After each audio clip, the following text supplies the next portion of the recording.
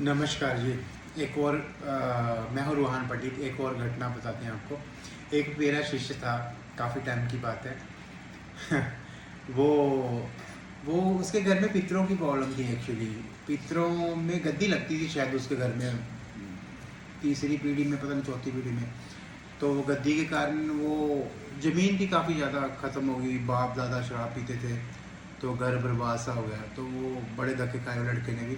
तो कहीं ना कहीं हमें मिला वो लड़का, तो तरस आया उस पर। तो हमने गुरु दीक्षा दी। तो सबसे पहले उसका चेंज करवाया, क्या कहते हैं ये, नाम चेंज किया हमने, एक नाम दिया उसको।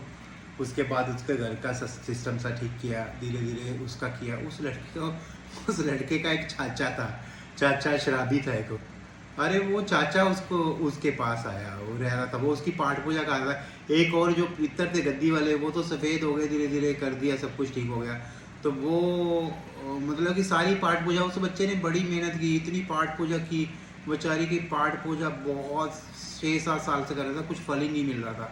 लेकिन हाँ कि थोड़ा बता पैसा कहीं नहीं थोड़ा बता आ जाता था, कभी थोड़े बहुत काम बन जाते थे। लेकिन वो मतलब घर तो बेकार सारा कुछ, भाई काम नहीं कर रहे ना, बाप की डेथ होगी, माँ भी बीमार रहती है, दोनों भाई काम नहीं कर रहे, भतीजे काम नहीं कर रहे, वो लड़का बड़ा परेशान, ये वो। तो धीरे धीरे धीरे जब उसका जब दीक्षा हुई तो धीरे धीरे उसका किया, घर परिवार ठीक होने लग गया सब कुछ। तो वो लड़का ना, वो लड़का का चाचा रहता था साथ में। तो चाचा, वो उसको पता चला कि पितर है तुम्हारे साथ, तो पितरों का बहुत करता था। मैंने बोला कि उसको पहले समझाया कि पितरों को छोड़ो, इनकी मुक्ति कराओ। मानता नहीं था, नहीं मेरे साथ रहते हैं, नहीं मेरा गद्दी वाला है, ये मेरे गद्दी वाले हैं, ये मेरी सिद्धियाँ, ये मैं सिद्धियाँ शक्तियाँ क्या करनी है, सिद्धियाँ शक्तियाँ। वो जब परमात्मा तुम्हारे साथ है सीधा, तो फिर सिद्धियाँ शक्तियों को क्या करना है बीच में रख के। ठीक है, अपनी मेहनत से कमाओ, अपने अपने बलबूते से कमाओ, ठीक है। अगर कोई टाइम आ जाए पितरों की सिद्धियाँ नहीं आपको करनी, आपको पता नहीं कैसे यूज़ करते हैं, या फिर उन्होंने पता नहीं कैसे कमाई है, क्या किया, उनकी वो गलती थी, क्यों उनको मोक्ष नहीं मिला, क्यों वो भटक रहे हैं, तो फिर आप ये चीज़ें नहीं समझ सकते। तो फिर सिद्धियाँ पितरों की ये भागते हो, ये चीज़ों के, पितरों की तो मुक्ति करवाओ, बहुत अच्छी बात है। और सारे काम बनने शुरू हुए। तो हम आपने क्या लाया, उनका आशीर्वाद हो हमारे साथ, तो सबसे अच्छी बात है।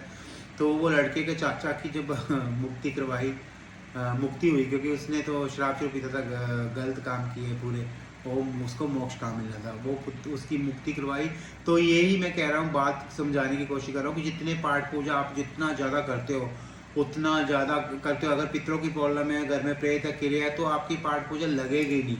वो पितर ही खा जाते हैं, या वो क्रिया में जो गंदी चीज़ें खा जाते हैं, या कोई तंत्री आएगा, तांत्रिक आएगा, या ओझा कोई आएगा, वो गुरु ऐसा, वो आपकी सिद्धियाँ भी ले जाएगा, गंदी चीज़ें छोड़ जाएगा। तो इन चीज़ों से दूर रहो, खुद खुद प्रकर्षण, खुद मेहनत करो।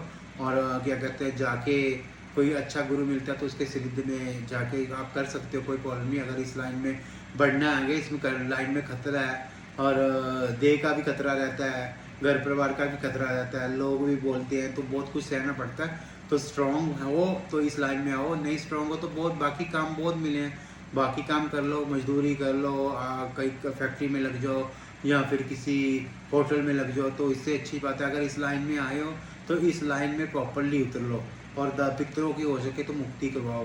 पितरों से हमने कुछ नहीं लेना, जो पितर शरीरों में आते हैं, ये गलत बात है। शरीर जूठे कभी नहीं करवाने चाहिए।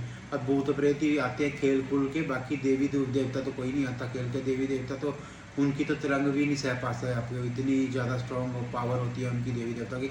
ये ज़्यादा जो सूर बकरे बुकरे लेने वाले, ये गंदी चीज़ें होती हैं।